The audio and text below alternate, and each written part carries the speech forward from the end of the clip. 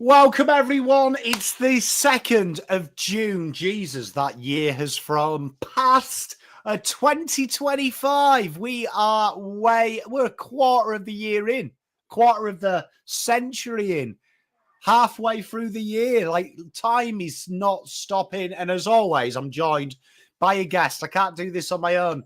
And we've had a few Supercoach legends, but we've got another Supercoach legend, the legend that is Damo. You'll see him on Footy Mailbag, writing articles, being an expert on all things Supercoach, and he's a Freo fan.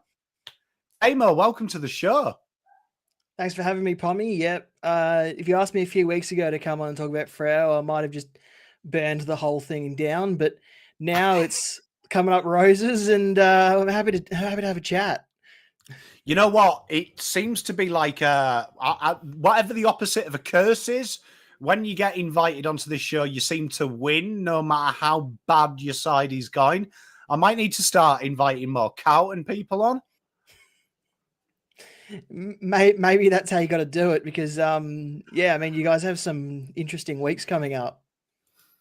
Well, I mean, I'd like to think the next 4 weeks I could invite anyone you name and Carlton have 4 wins alongside their column. But I mean, nothing like hope, is there, to kill you? Yeah, there's that triangle that everyone seems to post that, you have hope disappears, you have potential, and then everything's broken again. You know what? I found a post, right? It's actually quite funny, this. You know when you get your Facebook memories and they like pop up? Oh, God, Facebook memories. Yeah, go on. Right. And it was actually from 2018 this time. And it was after we'd lost by 30 points to Sydney. And I put a post which was along the lines of gutted to lose, but at least these are the learnings that in 2 to 3 years' time, we will be like the Sydney of the league and other teams will be where they are. And I'm like, naive. Well, you don't want to be where Sydney is now. But look, I'm glad I'm not Sydney now at the moment. But I mean, I can't really tease them too much because we're not that much better. Yeah, I mean, I'm sure we'll get into the Sydney game soon, but mate, there are some teams in some interesting places that I probably wouldn't have picked at the beginning of the season. Mate, I'm with you. And that is like a good segue to our ultimate. This is the ultimate, this is the ultimate. The ultimate power rankings, the only power rankings that works game to game. There's no bias, there's no shenanigans. So what we do, Damo, is we basically talk about each game as it happened. And then at the end, between us and the live studio audience, we work out where teams should move in that game. So we'll start off. Lions come back late to beat Essendon after leading in the first half. What do we learn, chat? And Damo, what did we learn about these two sides? Does this say more where Brisbane are, or Essendon might be better than everyone gives them credit for? I certainly think Essendon's moving in the right direction. I think they've finally decided to build their list through the draft and attack the trade period to get the finishing pieces rather than the other way around. And everyone was talking about their lack of height going into this game, but if there was a team you wanted to come up against, it's with a lack of height, it's probably Brisbane, because they aren't exactly a tall side at the moment. Ahead of the ball, they've really only got Eric Hipwood, and then behind the ball, they've really only got Payne and Andrews. So aside from the rucks going head to head, there wasn't a lot of difference in the height of the team. So Essendon were going to pride themselves on their ground ball, and well, that's where Brisbane also pride themselves. So it was a clear head-to-head battle at the Gabba, and we talk about Brisbane, and the Gabbatoir, but it hasn't been like that for a long time. There was a few years ago where Brisbane just couldn't lose there, and now it seems like the gabbers where you actually want to play them, because that's where they seem to be the most gettable. They perform better when they're at the MCG or away from home for some reason. And Chris Fagan doesn't seem worried about it, and I'm sure there's a little bit of premiership hangover about it, but they're not exactly humming at the moment, the Brisbane Lions, and Essendon made the most of their opportunity, but unfortunately didn't get the result in the end. You know what worries me about Brisbane is since that Hobart game with North, like if you look at it in isolation, you'd probably say the Hawthorn G game was good, but then we've got to talk about Hawthorn in a bit, but they don't exactly look like they're a good team at the minute. They look like they're in a bit of a form patch. What scared me about this game was how dominated they were around stoppage, which is something that they usually pride themselves on. But Essendon killed them. And if it wasn't for their 80 points from turnover, which good teams do, they would have lost this game. I genuinely think anyone above 12 on the ladder wins this game. Yeah, good chance. And I think if it was a different opponent, if it wasn't Essendon and it wasn't depleted, then maybe Brisbane are very gettable here on that Thursday night. But it just so happened that they got an opponent that they were able to overcome in the end. But boy, they really had to scrap and fight for it. And it was a result that, even though it says Brisbane won on the scoreboard, there wasn't a lot of winning. It was a weird game because this was one of them games as well, which I always worry about sides, because that first quarter, I have to admit, I didn't watch the second quarter. I came back at halftime because I actually had wrote this game off. I was like, Brisbane are 30 ahead. This is going to be like a 200-point blowout. I went out, did some things, came back, and then saw the game was tight. And I'm like, what happened? So I went back and watched the second. They really do look, at this moment in time, without a proper key forward, you're starting to see the Danaher-less effect, aren't you, I think? Yeah, and I'm sure this year in the trade period, free agency, whatever it is, they are going to try and pick up someone who can fill that void. Because at the moment, Eric Hipwood only has about one good game every 17, and he's already had 2 this season. So the next good game's not coming until next year. And then and then Logan Morris is only in his second year and not all that tall. He plays more of a third tall rather than a true key forward type. So I mean, yeah, like it could be Oscar Allen. Do you reckon they could turn Jamari Ugle-Hagan around? There's chatter, and you'll hate me saying this, that apparently Carlton might get rid of one of Kerno or Mackay. I doubt that, but there's chatter about it. Like there's going to be options out there for them to look at. Mate, I agree with you. I mean, is this one of them rare occasions, Damo and chat, that maybe we drop Brisbane down even though they won? I'm in my head looking at your power rankings, I think I have them dropping down.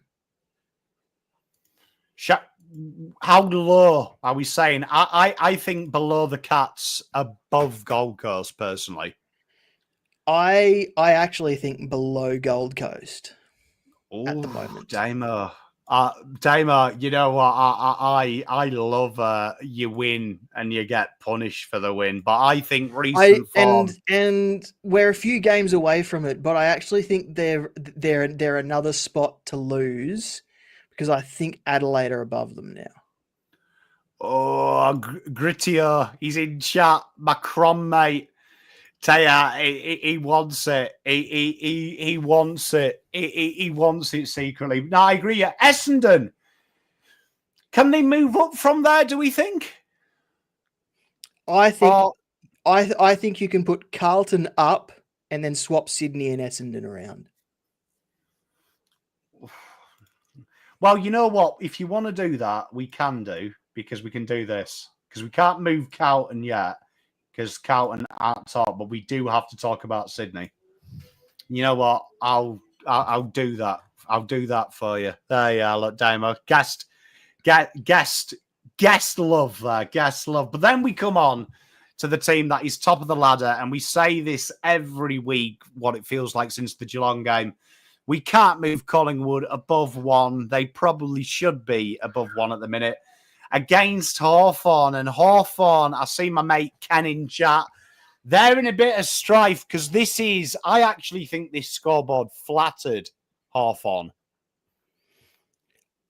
I wonder if last season was a little bit confidence built. What we saw last season was a little bit of a confidence built in the way the draw panned out for them because they didn't do fantastically against Western Bulldogs in that elimination final, and Western Bulldogs did quite well until the very end. And we know that the Western Bulldogs are flaky enough as it is, but I was surprised by how much this game blew out. Collingwood aren't the sort of team to just they don't play with their food. I guess I would say, but things just kept happening for them, and they were trying stuff they were trying things and it was working. Hawthorn had no answers. I agree. I genuinely thought Pies, like having watched this game live and then watching it back for the review, particularly watching it back on the review. If you told me Hawks were a bottom 4 side, I would have believed you because I thought it was way too easy. Like the Pies controlled this game literally. Felt like, I agree, playing with their food.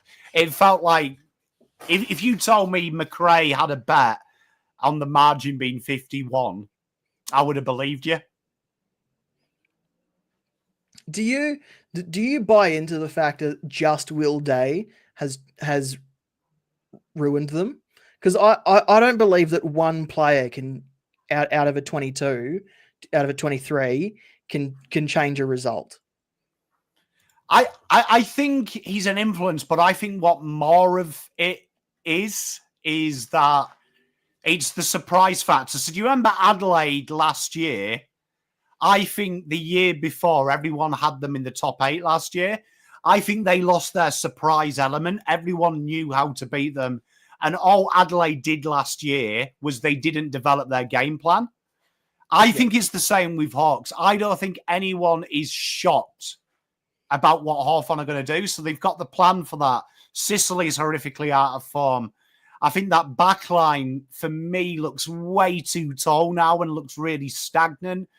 So I think they've got kind of like an Adelaide last year where the hype was there, but the surprise element in there. So teams know how to beat them at their core fundamentals. I think next year is the year we see Hawks rise. But I think you actually see now, no one's shocked. We know Hawthorn are a good side, so people take them serious. I do really like the Hawthorn list. I think if there's one year that a team going backwards to go forwards is a good thing, it's probably this year for the Hawks. Everyone had them top 4, but that's probably a next year thing for them now. I really do think that they are going to bounce back from this season. They might even bounce back this season. Who knows? But at the moment, it's looking like they perhaps aren't quite up to it yet. I think it's fair. It's tough. It's tough. And I agree with Ken. It feels like they have gone to sleep. Hawthorn have. It's a tough one. It does remind me a lot of Adelaide last year, though, that you know it's capable. I think Hawthorn will go away, get a point of difference in the midfield like Adelaide did, add a few little pieces, and then they'll finish this rebuild. But for now, I think they're just literally mid-tier. You know what? I don't want to do this because I hate doing it because I can't stand GWS. But do we move Hawthorn to 10th?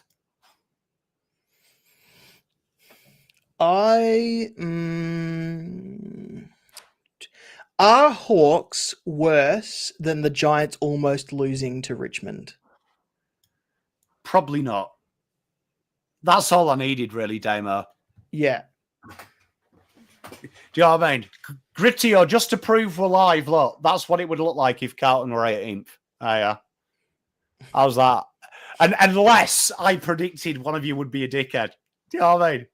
Do you know what I mean? Look at, do you know what I mean? Unless I knew one of you would be a dickhead. Collingwood, we can't move them first, but would it be safe to say that they are Premiership favourites at the minute? Yeah, I don't like having so much confidence in a team at this point in the season, because last year that was Sydney in that spot. I agree. You know the difference, though, I will say, and cheers, Alex, love you, mate. You know the thing I'd say different about Sydney to Collingwood is Collingwood literally are proving to me they can win in multiple ways. Last year, I was really hot this time on Brisbane. And the reason was I felt even though they'd lost more games than Sydney, they'd proved they could win in different ways. Where Sydney, it felt like they only had one way to win, which was their way, and no one was really good enough to make it look hard. Now, I think Collingwood can win scrappy, they can win sexy, they can win the contest, they can win off half-back. I feel like they are a well-rounded side, and they're very Brisbane last year.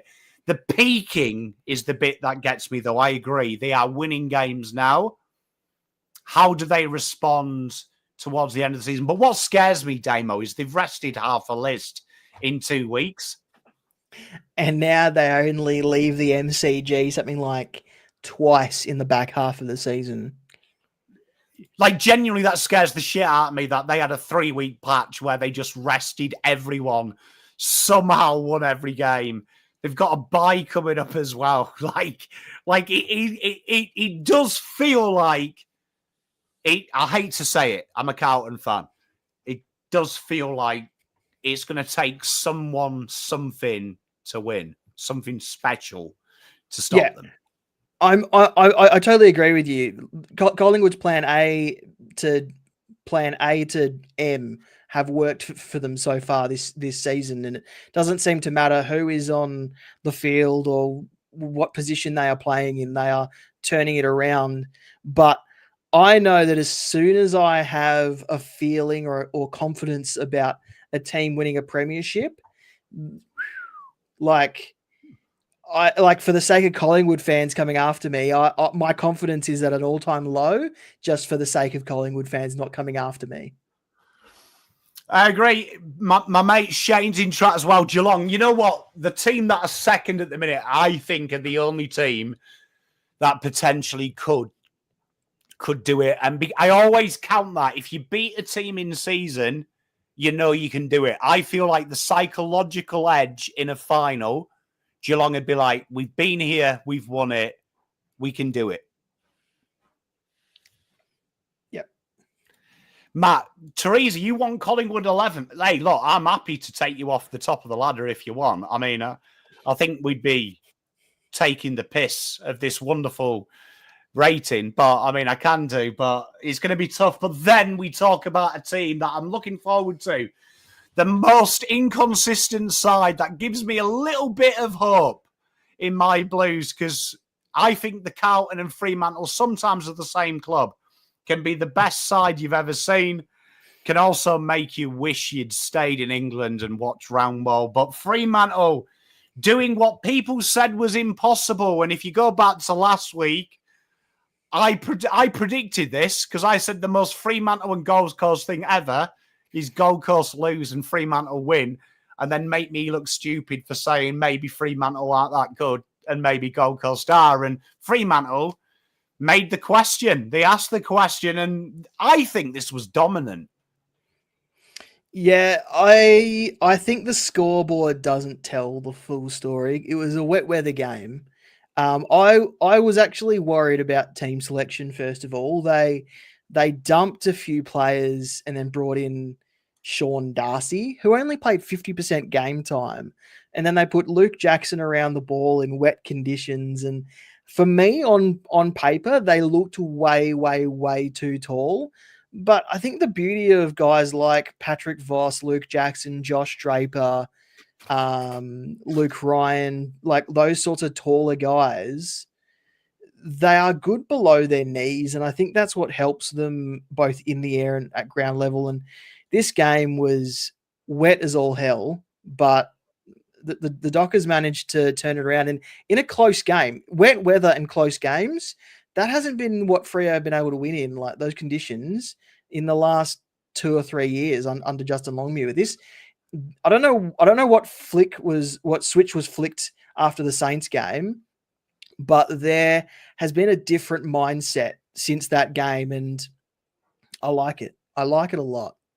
You know what really impressed me is everyone has been touching themselves a little bit to Gold Coast slingshot attack.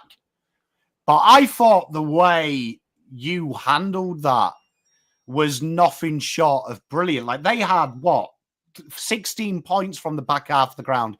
Yes, it was wet, but you scored 66 from forward half turnovers. You took their strength and made it their weakness, which I watched this game and I was like, okay, is this the bit where everyone starts to kind of see there is a way to beat this side? That suddenly, I think, like last year when Sydney got beat just after the bye, and it was kind of like the first time we saw how you take Chad Warner and Heaney and use it against them.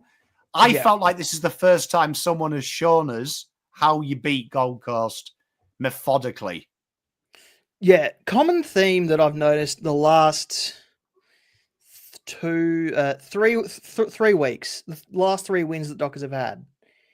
The media has pointed out that the Dockers have used the team's own method against them, and they've said that for the last three wins. And I don't know if they just haven't paid attention to Freo, or if they genuinely believe that Freo just mimicked a game style and then just handed it back to them. Like I don't watch Giants or Port Adelaide enough to really know if we played the way that Port Adelaide usually play or if we play the way that the Giants played. But everyone's talking about Freo took away a team's best asset by throwing it back at them. And Gold Coast with Noble and Rioli have had that massive drive off half back, and the Dockers just handed it back to them and said, here you go, try this. Mate, I agree. I mean, you know what excited me as well? Give you a little bit of glaze. In the preseason, I was huge on Bolton, saying that I think when people say JL is negative, look at his list in 2024. He doesn't have that X factor. But Shai Bolton is the X factor. I thought this was the first time we actually saw Bolton turn into his final form, because the hard work that Brayshaw, Clark, Sarong did, this guy's a menace. He is an absolute menace, and he's playing footy with a smile on his face. And I know, as a Carlton fan, when Bolton starts enjoying himself, he's a problem. Yeah, he's been a massive acquisition, and slow start to the season because got a little injury at the beginning of the season there, but he is hitting his straps at the right time, and hopefully the run home is good to him. Mate, I think he's going to be good. Ken, to answer your question, I'll ask Damo as well. If I had to predict, if Sam Walsh leaves, you know where I can see him? I can see him going to Hawthorn. I can see him being a Sam Mitchell type player.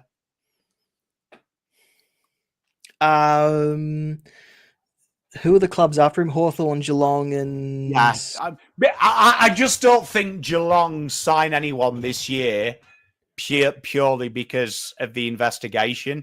I think they'll give it 24 hours.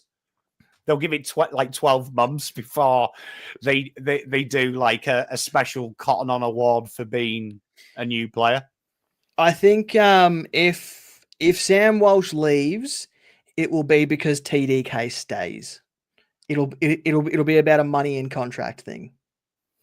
If he left though, which club do you think would win him? Probably Hawthorn. I've got a feeling. You know what, Carlo and Grittier, I could see Butters like genuinely going to the. Do you know what I mean?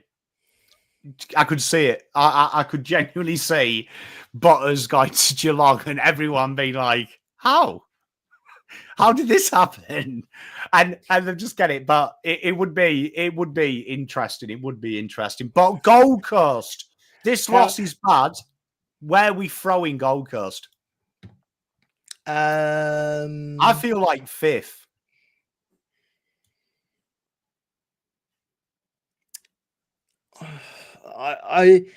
Yeah, okay, sure.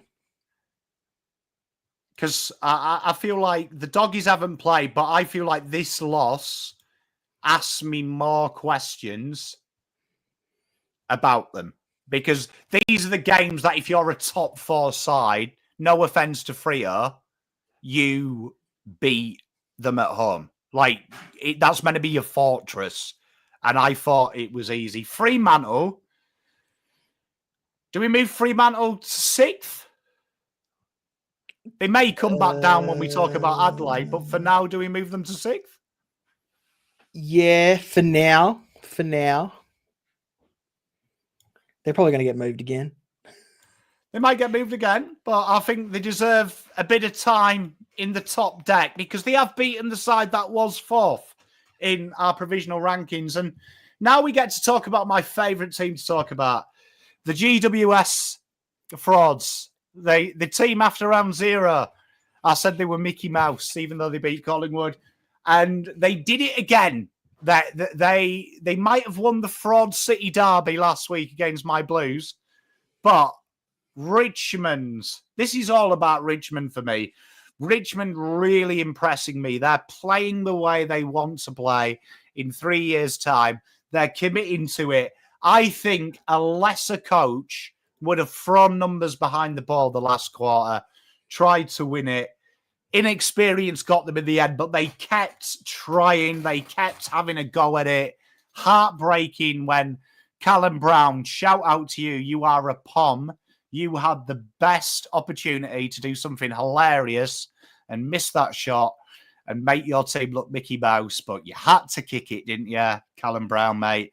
Remember your English. Do the right thing. But GWS, again, see what I said about Gold Coast. When you're at home, you've got to win. And I feel like Gold Coast, this is why I don't like GWS. They only have one way to win.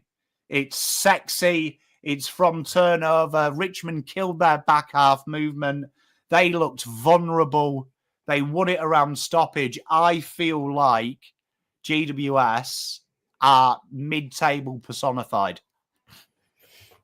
Yeah, there's some questions about some parts of their list, and a few weeks ago when Finn Callaghan went down, and we didn't really know how far away Canelio was, and Kelly was still a few weeks away from returning from injury, which he did in this game. But when Callaghan went down, I sort of looked at their list and realized they're very thin in the midfield.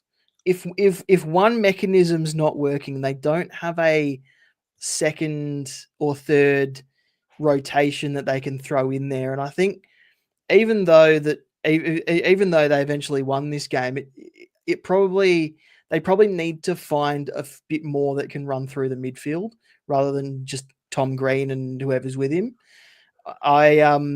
I didn't realize until I looked up something today that Brent Daniels was injured. I don't know how long he's been injured for. I think it looks like 8 weeks, but I think they're really missing him being able to keep him forward, throw Toby Green in the midfield and all that sort of thing. And I just don't know where the Giants are at the moment. I think they're still hanging on to a potential finals berth, but it's slipping away from them with performances like this. And I mean, if Richmond kicked one more goal in those 3 quarters that they were dominant, the Giants would have fell just that little bit short. And I think Richmond were actually the better team on the day, apart from that last quarter. I think from start to finish they were. I just felt like the 4th, it felt like everything, they'd given everything. It felt like, it reminded me of the Hawthorn-Carlton game. a couple of years ago, where we got out to like a 70-point lead and they just chipped away. And it was like the Blues had spent all their energy tickets battering them for 2 quarters. And then they had nothing left. And Hawthorn just kept inching away. And luckily that week we got away with it. Just felt like Richmond didn't have that maturity yet. But you know what? Richmond, genuinely full credit to them. They are playing a game of football that is, for me, I don't think gets enough compliments, because they could have done what other sides have done, bored the shit out of the game, kept the scoreboard respectable, set up not to lose big. I think this is going to pay them back. I think in 4 years' time, when Richmond are a top 4 team, we'll remember this year and go, it was because they risked getting beat to play the way they want to play. Yeah, for sure. And they picked a good draft to attack as well. They saw all these guys wanting to leave or retiring, and they decided, all right, let's just top up all of the list with this year's draft, and then let's get on with it. They weren't, dilly-dallying around trying to still be competitive by keeping parts of their list for 12 more months, two more years or whatever. They just ripped the Band-Aid off, went to the draft, and now they've got 4 years on Tassie, and they've still got all these high draft picks that's going to be coming through the door in the meantime. So, I think once Tassie enters the competition, there's a chance that, we're talking about Richmond as a premiership contender, perhaps. And I feel like Richmond are like a few teams in the league. GWS are like a few teams in the league. When Tassie come in, I think they're in a situation where they've got to look. Do I start resetting in the next now? Or do I keep my faith in Josh Kelly, Cornelio, and players like that? Because I feel like I saw the great man Luke talk about Cadman going to Essendon. I feel like they're in a little position this trade window, where teams might start asking that question if they don't make the 8. Like Essendon are a team I'm going to watch in the trade period, potentially picks 8 and 9. They've got Melbourne's pick and theirs. So they're going to be around the same place. We know in the AFL, because list managers love numerology, that if you've got 2 picks like 7 and 8, 8, 9, 9, 10, for some reason they think that's like pick 1 and 2. They overpay. They overvalue it because they're 2 picks together. It's like one of the cheat codes. If you've got 22 and 23, they value that as like a first rounder. Yeah, I think the Giants list is probably in a. I mean, they've got some really good young guys coming through, but their academy's kind of dried up. They're kind of getting to the end of that era that they had under Leon Cameron, and now Adam Kingsley is in charge of the reset. And it'd be interesting to see how much they reset, how much they turn the list over. Mate, I'm with you. So GWS. You know what? Because they won, where do we put them? I don't think we can put them above Hawthorn yet. I reckon the Giants can stay where they are. And Richmond, I want to call a motion because we're enjoying what they're doing. Can we put them above North? And maybe Port Adelaide? I'd swap Port Adelaide and Richmond and keep North where they are. Ah, you know what? The soft part of me that likes the Crows, the soft part of me absolutely fucking loves seeing that. But we talked about the soft spot Pommer has. His little love child, Adelaide Crows, absolutely played Sydney off the park, 90-point win. And you know what? This was as controlled as you will see. I was very impressed by the Crows. Mixed reactions in my review. I can see some of the Crows mob a little bit nervous about talking about finals and stuff after last year. But one thing I'll say about the Crows this year that has super impressed me is the little adaptations you see in every week. They're a team learning on the rise, and I think you're starting to see bringing in Peatling is really shored up that midfield for extra running. But the way they score goals, nearly 90% of inside 50s resulting in a score. Only 2 of the not scores were rushed behinds. Like, this is a side that when it beats you up, it hurts. And I think these are a top. I think my smoky for the flag, I think these are above Dogs in that avenue, because I think in finals, they play Hail Mary football. I think they'll be a nightmare. Yeah, the one record that sticks out to me is I think Adelaide have only beaten one team currently in the top 8 so far this year, and a lot of people put a lot of weight into that. I don't know if I do. I think their game plan will stand up when it matters most.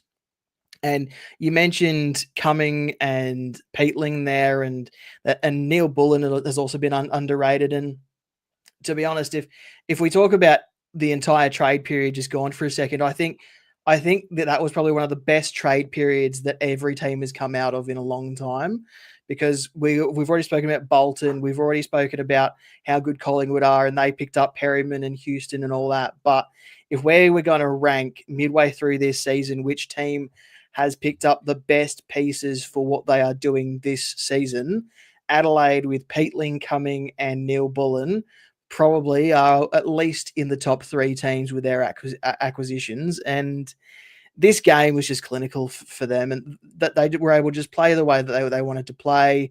They didn't even have to play Rankin in his usual position. They didn't need a star to completely turn the game. The game was done at halftime. They just went on their merry way and finished the game professionally. And it's a nice percentage booster that will, keep them in good check if they drop 1 or 2 along the run home. And I think, you know what, the one thing that makes me excited to see where this goes is their spread of goals. They have got goals everywhere. What was it, 12 individual goal kickers this week? That's mental. That's mental. And I agree with Grittio as well. They took, for banter, they took Thilthorpe off. The ultimate disrespect. Do you know what I mean? For a midfielder. Like, this could have been, in my opinion, this could have been a lot worse. Like, I feel like we've got to move Adelaide up to 4th. Yes. Yep. I agree. Would you put Lions? Would you put Adelaide 3rd, Lions 5th, Bulldogs 4th?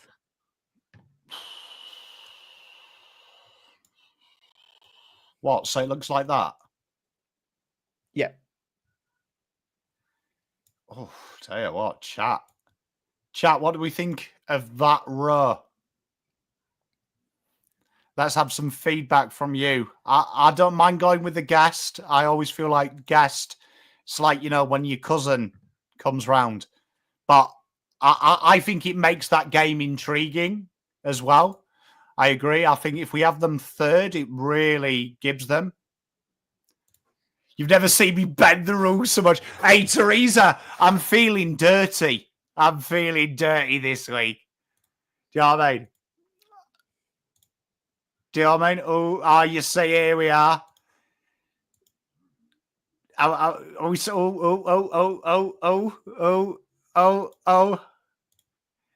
Hey, look, there you are. Look, you see, look, we're doing it. And Sydney, where shall we put Sydney? I feel like Sydney is somewhere 14th, 15th, 16th. Could you put Sydney below Richmond and move everyone else up 1? Well, we've got to talk about St Kilda. So obviously St Kilda are technically provisional. But what? Put them, where do you want them? Underneath Richmond? Yeah. Or above Richmond? Underneath Richmond. Tell you what, you know what? So we got 15th, 18th, Henry. Jesus, bruh. Just blow it up. Just blow it up. I agree, though. I feel like they've got to be punished. They've got to be punished because, like, honestly, like, as bad as I look at Sydney, right, and I can't quite get my finger on what is wrong with them. And I always come back to this. I've done the draft and trade stuff for 4 or 5 years now. And I feel like every trade period, every time I've come on to Sydney, we've taught the same stuff. Key position depth, key forward depth. And every fucking year, they seem to just bring in a bloke I've never heard of to fill them positions. And it works for them. But I feel like now in today's game, where I would say, I think key forwards and key defenders are less prevalent in the old school method, but I think they're very important in today's transitional slingshot style. And the ones that are successful are them highly mobile ones, which Adelaide have 3 of. Do you know what I mean? Fremantle, Josh Tracy come from the heavens. He really changes the dynamic of that slingshot style. I look at them and I just feel like, okay, you've lost Papley. Logan McDonald has had a TBC ankle since 1986. This is your fault that a team that has been in the top 4 for what feels like an eternity not really had to do anything with its picks because it's got an academy. The fact they haven't got depth is damning, absolutely damning to me, because it feels like they've just kind of taken the piss with it. Yeah, people always talk about the Sydney Academy gifting them good players, but when they don't have the academy to lean on, just the way that they're playing now just shows that they don't develop their players well otherwise. They just rely on their academy to do all the groundwork for them. And so they've got guys coming through that just aren't up to standard. And I mean, we're starting to see what Sheldrick can do. We've got Matty Roberts, who looks like he's pinned down a role in their back six. But apart from that, you're hard pressed to find guys coming through from recent drafts that they've really put some proper work into. And I mean, I'm sure they'll come good. Sydney have these years every now and then. That's how they got Logan McDonald all those years ago. But yeah, I mean, they got kissed on the dick because Max King's in the draft this year. I mean, like, so for some reason that academy seems to help them out when they need to. But I agree with you. Like, the academy has produced the same type of player effectively. And it would be crazy if you think what would happen without that academy, because I don't think they've drafted and traded well. Yeah, I do think they've been a little bit quiet over the last few years. We've seen players leave like Jordan Dawson and all that, and they haven't really replaced them. They've just relied internally on their list. And yeah, really interested to see what they do to turn it around, because I struggle to write off Sydney, even with performances under my nose. But I genuinely think that Sydney are too good of an organisation to continue like this into next season. It'd be interesting because I felt like the Cox Horse transition happened out of nowhere. And it would be interesting to see what has happened behind closed doors.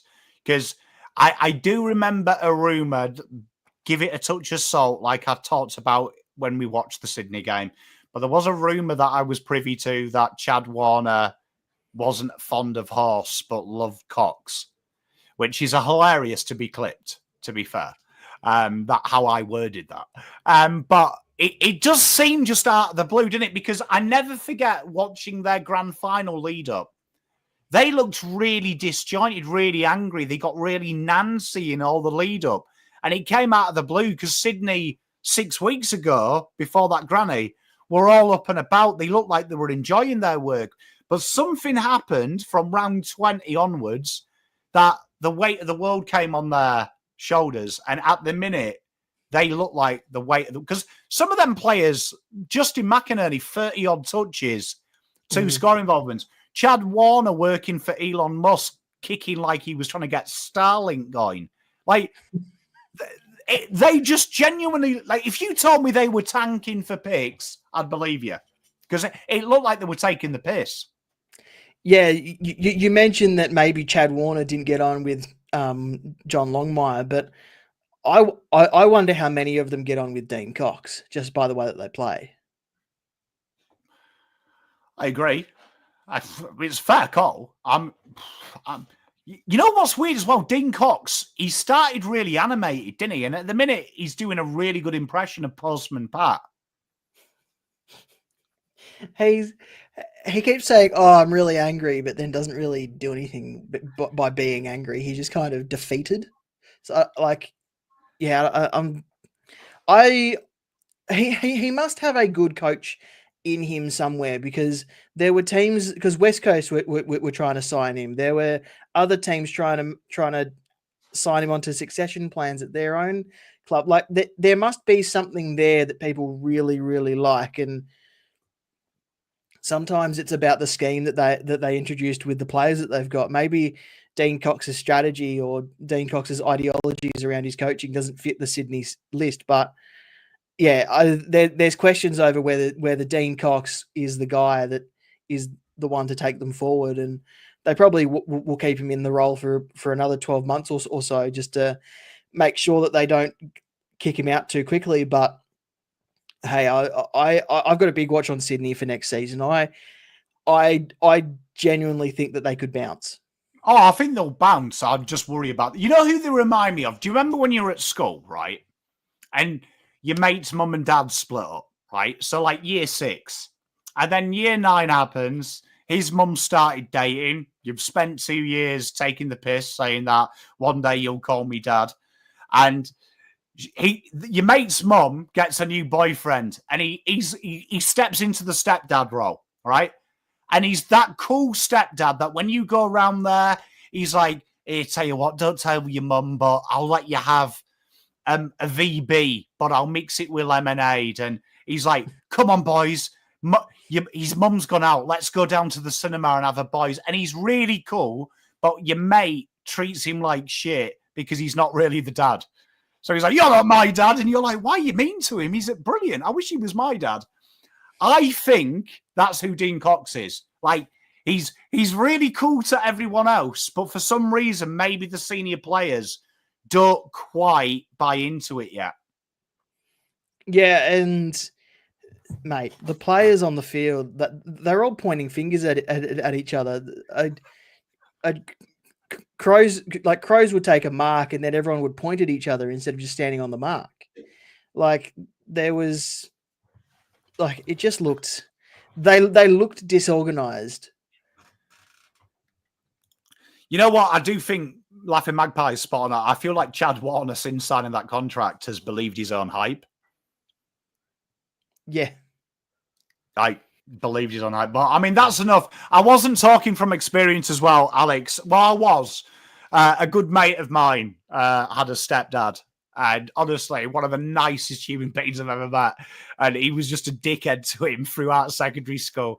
But, like, honestly, one of the coolest men I've ever met.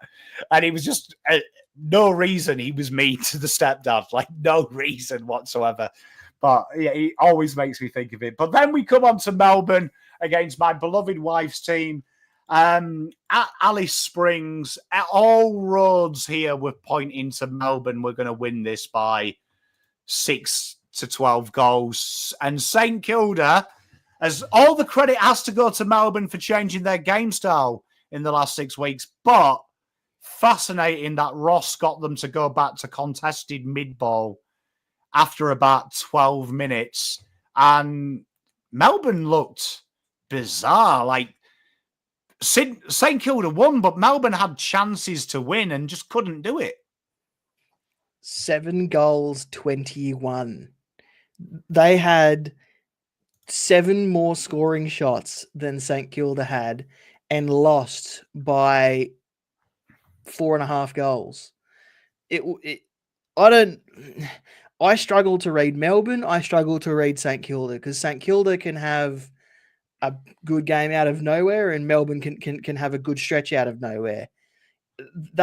I just don't know how to read either of these teams. And Goodwin comes out and says, "Oh, we're a big happy family and we love the way each other plays, and we like, you know, we love each other's company and all that sort of thing. And then Ross Lyon Ross Lyon fronts the media and starts talking about the TV shows he's watched, like the game of football doesn't even matter.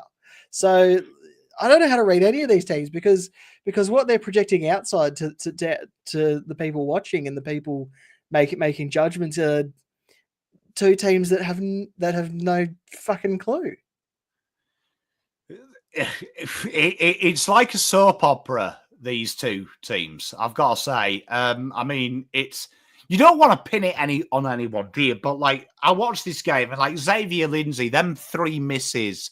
He's a young player, so you can't be mean to him. But like, they were inexcusable. But then Melksham, he's been there.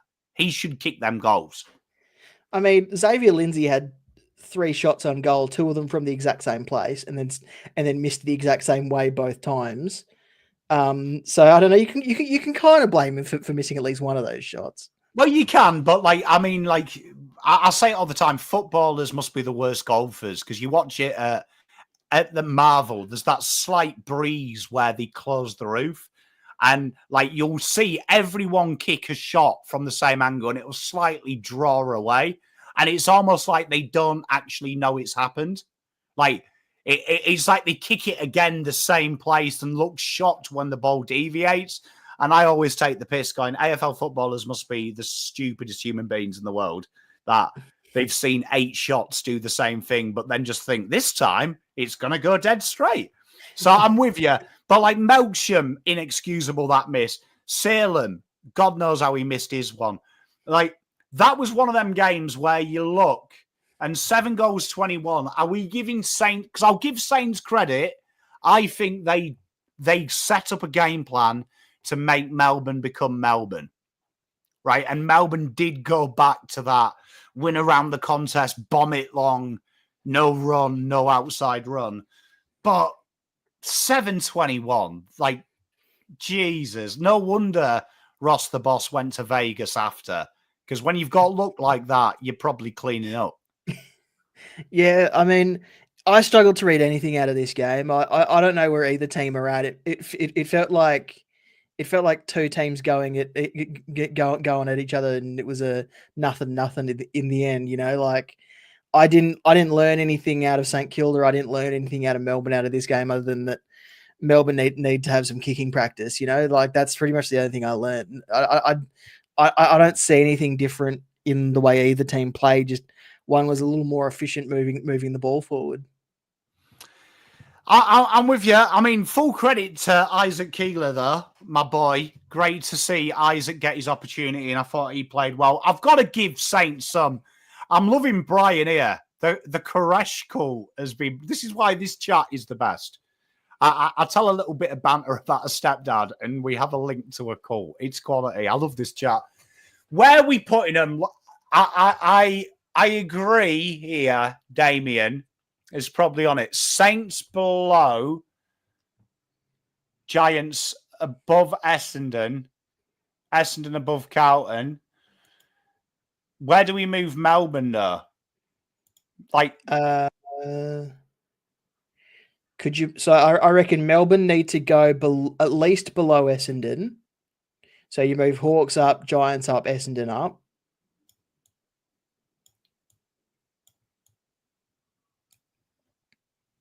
And then to Carlton with St Kilda. And then what? Saints above Melbourne or below Melbourne? Equal? could 11 and 12 just be a coin flip? Like that? Yeah, I'd do that. Yeah. You know what, chat? I really rate that because you've ignored me the last couple of weeks with Carlton. And I keep saying if we put Carlton below the team we play, we won. We won. We win. Like, so it's organically happened. It's organically happened. I can now guarantee Carlton beat Essendon because that's happened. Lock that in. Lock that in. I am so made up that omen has come true. But then we finish with the Geelong Cats. They made hard work of this, but I've seen a lot of comments about Geelong, people saying, oh, they were rubbish, but I genuinely think something's happened with the Eagles. They've got a bit of a tail wag since getting their first win. They seem like a team that are having a little bit of confidence, and when they're in games, they play well. But let's talk about it. Fuck me. They took the piss towards the end. Like, this could have been 100 points. If that fourth quarter had gone on for 10 minutes longer, this could have been the biggest blowout you've ever seen. Like, Bailey Smith was playing with his own football in the second half, and Jeremy Cameron had a sleep for 3 quarters, and when he came alive, the game was over. So I think this does tell us Geelong are mighty fucking good, because we've seen teams lose against West Coast. Like, Yeah, I think some teams would have lost after that start. Yeah, I mean, full credit to West Coast. Their drive off half back off turnover was incredible. They look like a team that are all on the same page all of a sudden. It looks like they have a plan. Looks like they have players in their preferred position. It looks like they have structure around the ground. There was times last year and earlier this season where they just had nothing anywhere.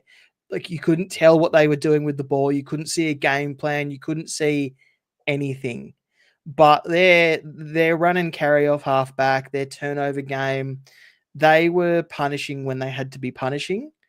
And aside from if West Coast had regained composure at some point in the last quarter, I actually would have seen a result going the other way, because West Coast were playing that well. They just got tired by the end of the game, and Geelong's professionalism shone through in the end. And yeah, I mean, Jeremy Cameron says that Ruben Jinby beat him, but no, I don't think he did. You know, when I watch this game, and I'm going to make a case for Geelong, for anyone who's doubting them, we saw the exact same game 2 weeks ago, North Melbourne versus Brisbane, right? North Melbourne, who had no right to be within 5 goals of Brisbane, nearly win, right? Nearly win. We saw Geelong have the same game and play 10 minutes of miraculous football and win this game by 5 goals and more. Like, they genuinely showed that Eagles can play their best of the year for a half, and Cats only needed 10 minutes. 10 minutes. They were never really behind, like halftime, what was it, 10 points. They never looked out of it. They weren't playing brilliant. But then once they got going, they took the piss. And once they took the piss, like, we're talking about a 50-point win. And yeah, I thought Geelong were wasteful, couldn't hit targets for a half. Like, but they still won by 43 points. Like, the gulf of class is mammoth. Yeah. Geelong were just professional in the end, and West Coast still have a little way to go to be competitive again. But hey, they're on the right track. I can finally see a game plan with West Coast, whereas I couldn't say that 6 to 12 months ago. Mate, it's me mate Shane's in chat as well. Like, honestly, you know what worries me as well is just Geelong. Their midfield at the minute is mwah. Like it is exciting to watch. But I agree with you, the Eagles. And I think the difference between the Eagles and Richmond is I feel like the Eagles have, you know, like when you go, well, you won't do because you're Australian and you all have 50-degree bath times, fucking beaches. But in the UK, in Boxing Day, we run into the North Sea. It's like -10. It's fucking cold. And there's 2 types of men in this world who do this run.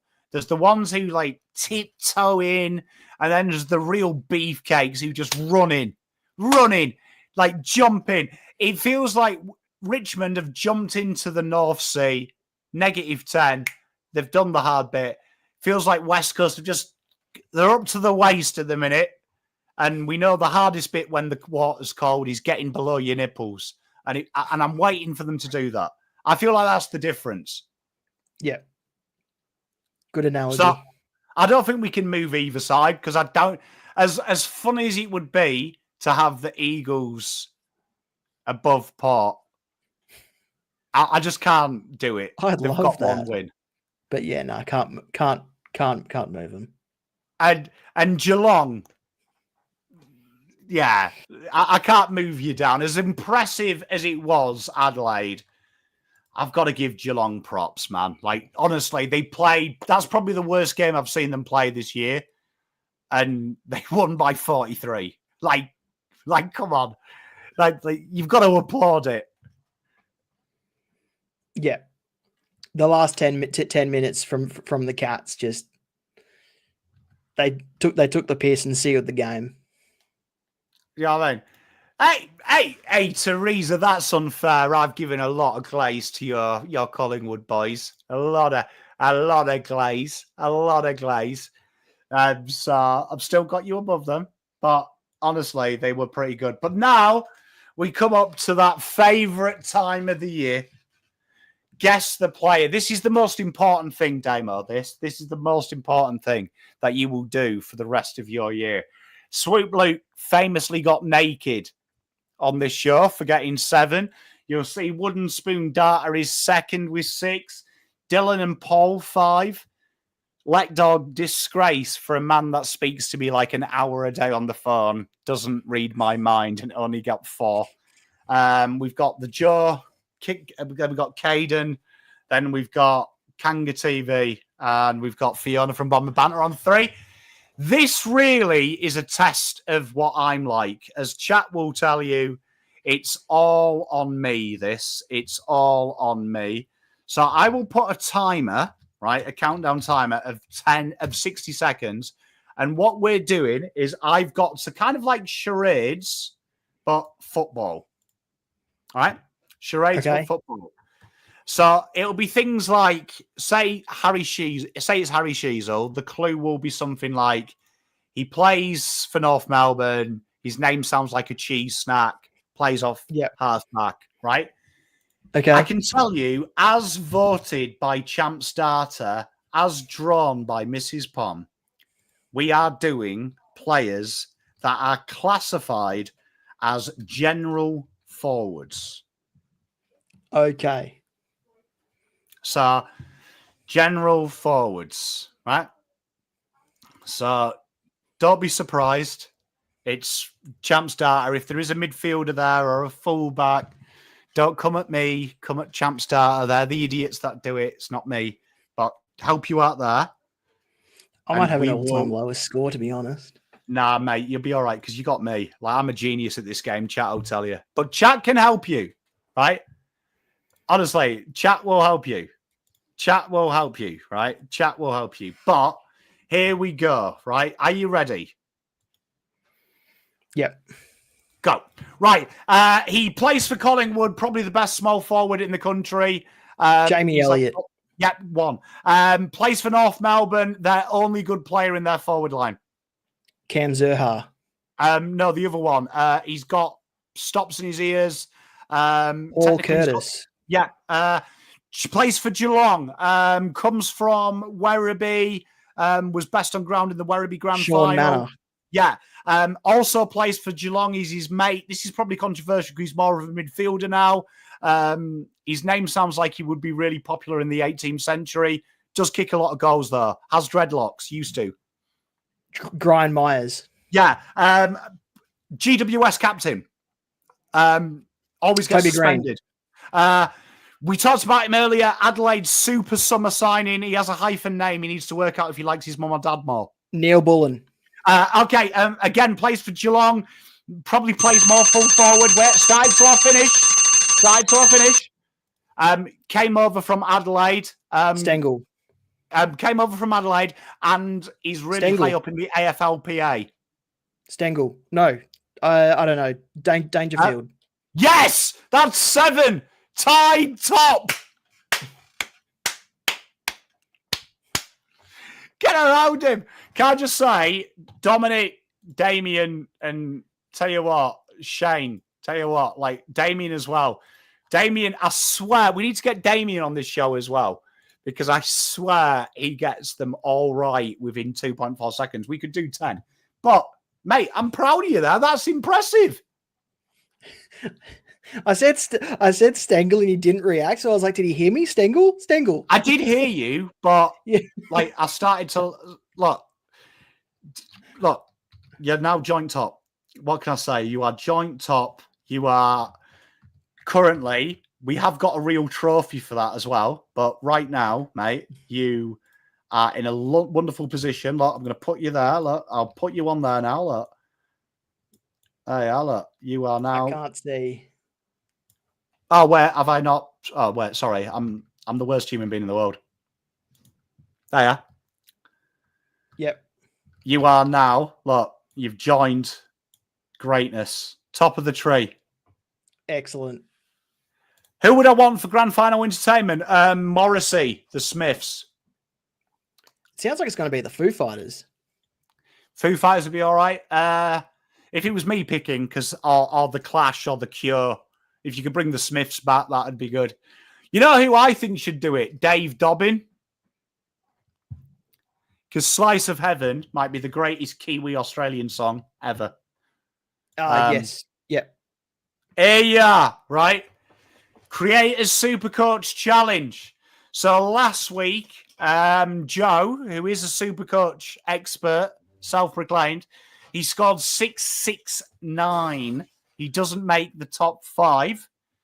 This is very, very important. This is. And this was Damo's team. Damo, take us through who you're picking in the bye week. So, you mean for this team here? Yeah, this is the team that you sent me. So Whitfield in defence. Do you want me to tell you what they scored as well? No, because this is for the week coming up. So round 13. Oh, okay. Just 2 defenders, 2 midfielders, 2 forwards, 2 rucks. I really like Connor Rosie on return from his bye. He's a defender at the moment in Supercoach. So you're putting him in? I'm putting him in. Yeah. I also really like. Let's go. Let's go John Noble against the Cats. Right, love it. Mids? Midfield, I'm going to go Bontempelli and Butters. And then my forwards will be Petrarca and Matt Kennedy. And then my ruck will be Tristan Sherry. Well, there we are. We've got a chance here.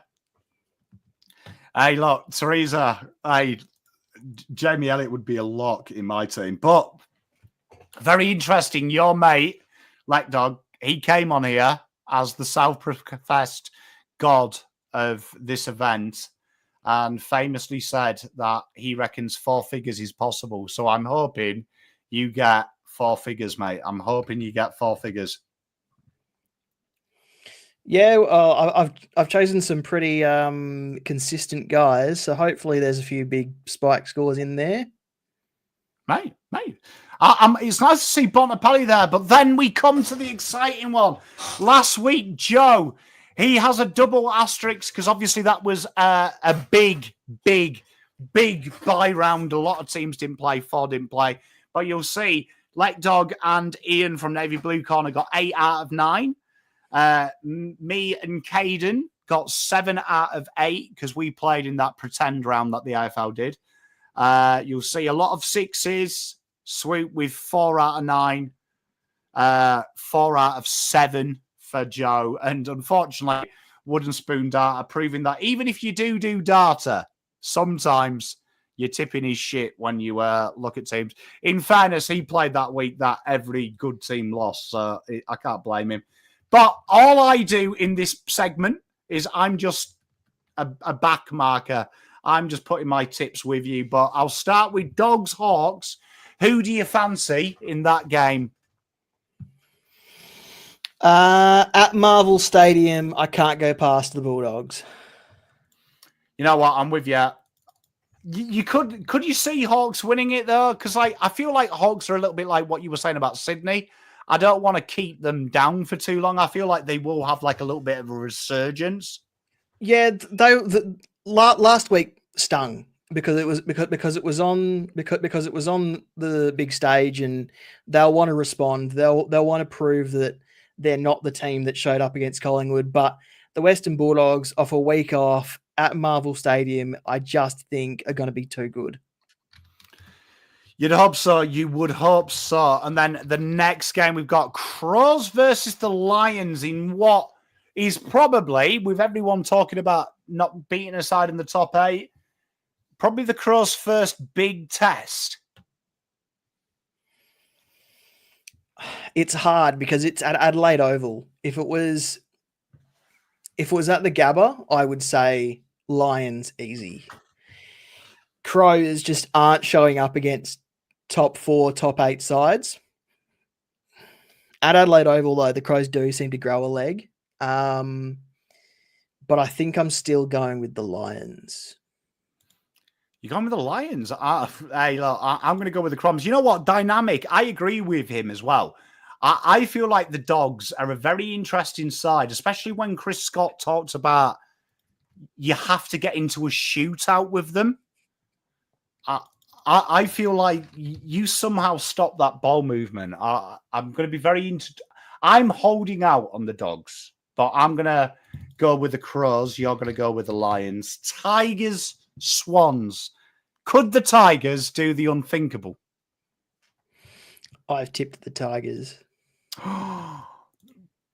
You know, I have more confidence in the Tigers at the MCG than I do the Swans in any situation at any venue. I feel like, yeah, you see, I just feel like the Tigers, this has got like, you know, because I had them for 4 or 5 wins at the start of the year. I was quite hot on them. I just feel like this is the games that I said they would sneak. You know, the games where you don't think they've got a chance, but they come against you when you're at a low ebb and they really stick the knife in. I know there's been a bit of list turnover, but the Tigers beat the Swans last year when the Swans were at the top of the ladder, and the Tigers were worse than they are now. So 100%. If the Tigers are better, the Swans are worse. That football maths tells me that Tigers should win this. You know what? I'm going to follow you in. And then this is probably the most intriguing one because the Cats own the Suns. This is a huge, huge game for the Suns. A chance to fix last week's loss to Freo, but Geelong, a chance to really say, shut up. We show you what we do at home. Yeah, I've got the Cats. If it was, GMHBA, the Cats just play that ground way too well. Mate, it is. It's a long weekend as well, Teresa, which is crazy. We have so many long weekends in Australia. Not that I'm complaining, but it is weird. But then this is the best game on the week. Fraud City 2.0. The Giants against Port Fraud. This is... This, call me crazy, this is that type of Hinkley game where Hinkley wins a game and you suddenly start questioning all the content you've made for the last 2 weeks saying that Ken Hinkley's cooked. Can I just say I did my tips just before we jumped on because I knew we'd be doing them here, and I don't think I talked myself into either team. I just kept talking myself out of either side. I genuinely wouldn't be surprised if this is a under 120 total points kind of game and just a defensive, just one of those games that you just want to go, okay, that's the result, and then never talk about it ever again. Mate, look, I did like my schedule for this week to watch these games, right? So like I've got like obviously we've got like the King's birthday game. Do you know what I mean? We've got Carlton, Essendon, we've got Adelaide, Brisbane. And then I did think, do I want to do Saturday night? And when I saw Giants Part, I just was like, night off. Like, Yeah. I'm not doing it to myself. At Monica Oval, though, I've got the Giants. You know what? I'm going to tip Part. I'm going to do it. Just like, I can't start tipping the Giants now after how mean I've been to them for like all year. Like, it would be the biggest heel turn ever if I got on them. This game, though, intrigues me. North versus Eagles. This genuinely excites me. North versus Eagles. In Bunbury at Hands Oval. Yeah. One of the games that North Melbourne bought or sold, or I don't know what they did, but yeah, they did the equivalent of the Cotton On contract, but with fixtures. The North Bunbury Kangaroos. Yeah, North. You know what? Call me crazy. I'm going Eagles. Principle, just on principle, that I feel like the stupidest thing North did was sell games. Like, you're in a rebuild, you've already got the backs against the wall. You deserve to lose for selling out. You deserve to lose. Like, take home advantage when you can. But this one is the big game. This could define if Pom doing a Tuesday version of this show next week is a good idea because he's got 2 days to recover. My Blues entertain Essendon Football Club. Who've you got?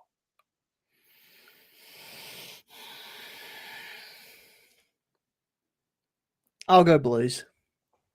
Ooh. I can't tip against my Blues. Look, I can't. I've tried everything. I genuinely have no idea, though. Like, either result wouldn't surprise me. Look, Luke, I love that from you, mate. Luke, I love that from you. Close game, 42 points, then kick away. Fucking hell. Mate, look, I'll be honest. Look, I don't know. Cheers. You know what? I'm glad someone else agrees with me, Dynamic. What a stupid thing for North to do. Like, you're trying to build a brand and you fuck off to Bunbury or wherever it is. Sounds like a name of a cake. I mean, it's not a name of a town. Jesus, I'm going to tip the Blues as well. Like, I've tried every dodgy gypsy thing I'm aware of. Tipping against them, we lose. Tipping them, we lose. All I've got left is when someone's above us on the power rankings, we win. Once that goes, I have no idea. Maybe Carlton are just shit. Evidently, Carlton are just shit. That's all I've got left. Like, all I've got left is reality.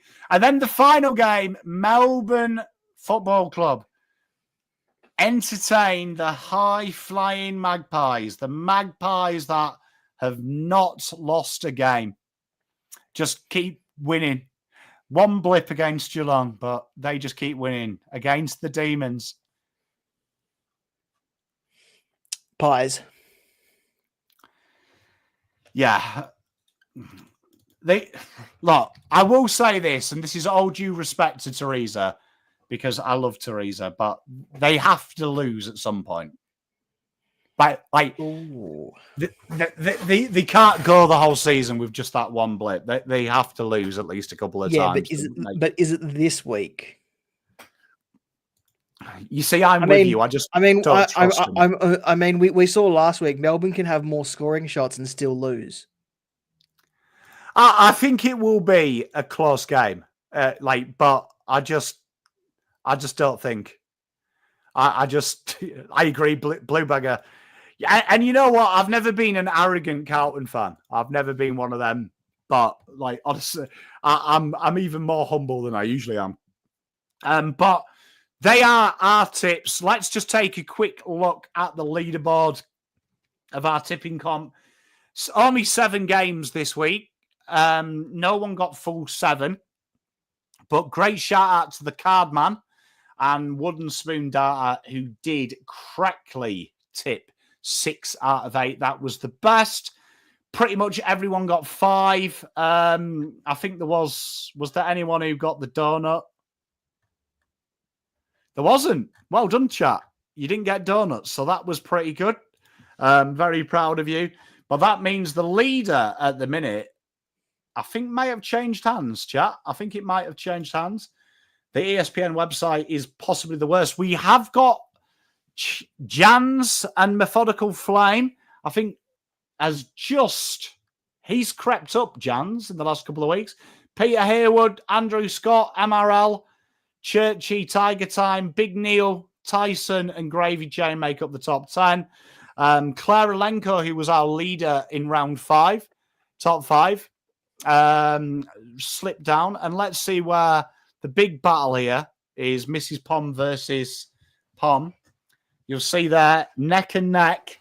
But Mr. Pom suffering that time at round 1 when he was a dickhead and tipped Carlton to win by 100. My margin will never recover. But Damo, my beautiful friend, if the guys and girls of this audience click the link that I'm dropping in chat and go and see Footy Mailbag, what kind of amazing stuff can they find at your YouTube channel? Our YouTube channel is really just the audio version of our podcast. If they go to thefootymailbag.net, they will find link to our podcast feed. Links to all of our social medias. They can get involved. They can ask us questions about their Supercoach team if they want a bit of a hand. And we try and get a guest every week, but we haven't been successful because Wednesday nights are a popular recording night, apparently. And this week, though, we're recording tomorrow night, and we've got your mate Leckdog coming on the show. My mate Leckdog, an expert. Honestly, go and check the boys out there. Like, Damo works very hard at this as well. So he's kind of like Leckdog, but less of an arrogant guy who's just going to come on here and say he'll take out the Supercoach comp with 1,000 and then finish 8th in after saying it. Look, you know what, Teresa, Ed Allen, well done. Legacy game, and Alex Chincotta, hopefully you just come back. We do want to see my boy back, mate of the channel. Hopefully we get to talk about him next week. But I will say this, make sure you go and check out Damo. He works really hard. He's good value as well, good special guest. And if you like Supercoach and you like me, you have no idea how to play it. It's always good. They're good and they're very engaging. The rest of the week, what have I got on? I don't know. Oh, tomorrow I'll be on Footy Abroad, as always. And then I will have the selection table on Wednesday. We're live loads of times this week. We've got a player career mode starting on AFL 26. That video's all edited up. That'll drop sometimes this week. And aside from that, just your usual great AFL content, as you always see. Make sure you hit the like and subscribe button on the way out. Have a great rest of your week. And we'll see you a bit later. Cheers, guys.